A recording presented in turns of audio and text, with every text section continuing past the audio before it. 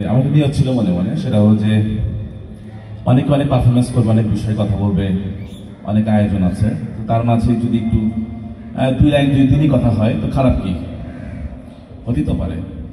তো আসলে আমি দিনে কথা বলার জন্য মূলত আসি নাই। এইটার সাথে আমার এই মাইক্রোফোনটার সাথে এটার সাথে আমার দীর্ঘ বছর, তো অনেক বছরের সম্পর্ক। তো আমি মাইক্রোফোনকে ছেড়ে দিয়েছি 2017 সালে 19শে জুলাই আমার শেষ কনসার্ট ছিল। তো আজকে মনে হয় এরকম কোনো মঞ্চে 17 সালের পরে আবার হাতে নিলাম এটা। তা আমি চাই যে আমার একজন আদর্শ আইডিয়াল আছেন, ইন্তেকাল করছেন 2016 সালে, পাকিস্তানের জুনায়েদ জামশেদ রহমাতুল্লাহ আলাই।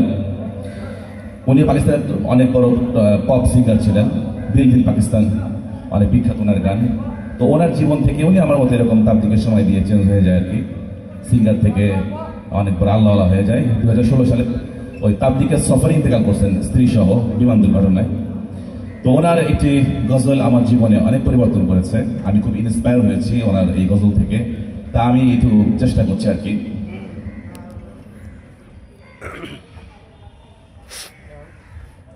اللهم حبب إلينا الإيمان وزينه في قلوبنا وكره إلينا الكفر والفسق والعصيان واجعلنا من الراشدين। ए अल्लाह, ईमान को हमारे लिए महबूब बना दे और इसको हमारे दिलों में मुज़य्यन फरमा दे।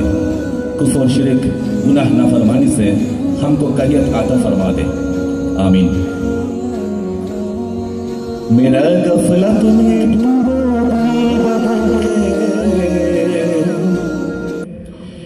मेरा गफलत में डूबा दिल बदल दे, हाँ वही सवाला दिल बदल दे।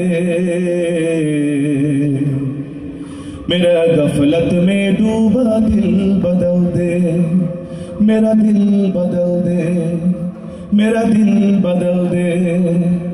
मेरा गफलत में डूबा दिल बदल दे, मेरा गफलत में डूबा दिल बदल दे।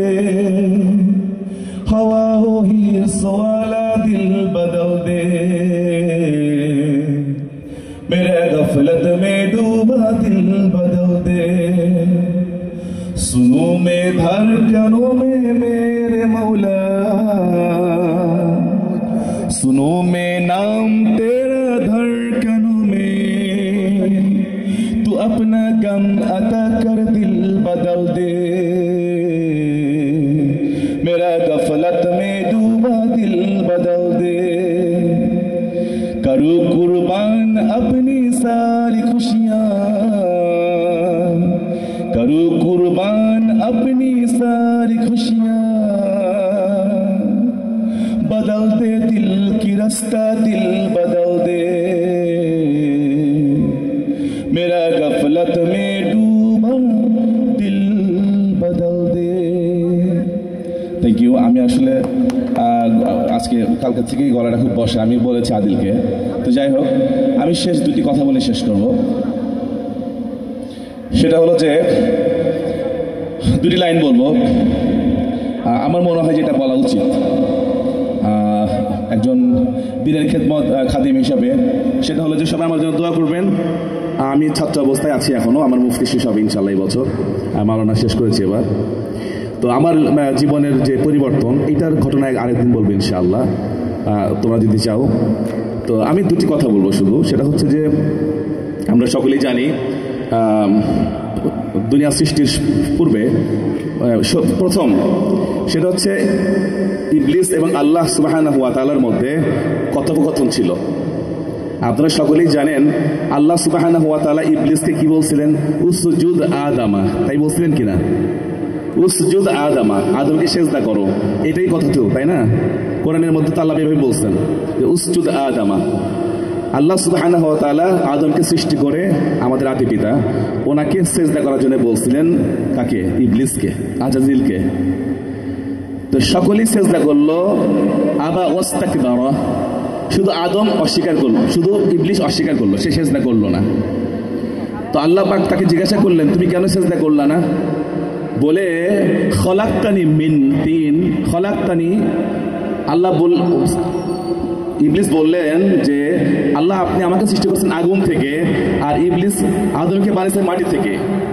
আমার বৈশিষ্ট্য উপরে যাওয়া, আগুনের বৈশিষ্ট্য উপরে যাবে, আর আদমের বৈশিষ্ট্য সে নিচে আসবে। উপরের মানুষ কখনো নিচের মানুষকে সেজদা করতে পারে না। আল্লাহ বললেন কি যে আংতা রাজিম, তুমি কি অভিশপ্ত, কি ফাখরুজ, বের হয়ে যাও এখান থেকে, বিতাড়িত শয়তান হয়ে গেল। আমরা কি বলি, আউযু বিল্লাহি মিনাশ শাইতানির রাজিম, আশ্রয় প্রার্থনা করছি বিতাড়িত শয়তান থেকে। তা আমার মূল কথা হলো ভাই, একটা সেজদা, জাস্ট একটা সেজদাকে অস্বীকার করার জন্য, ডিনাই করার জন্য 6 লক্ষ বছর ইবাদত করার পরও ইবলিস একজন কি হয়ে গেছে, একজন অভিশপ্ত হয়ে গেছে, আল্লাহর কাছ থেকে সে অভিশপ্ত হয়ে গেছেন। তাহলে আমরা প্রতিদিন 5 বার আজান শুনি, কয়বার? 5 বার আজান শুনি।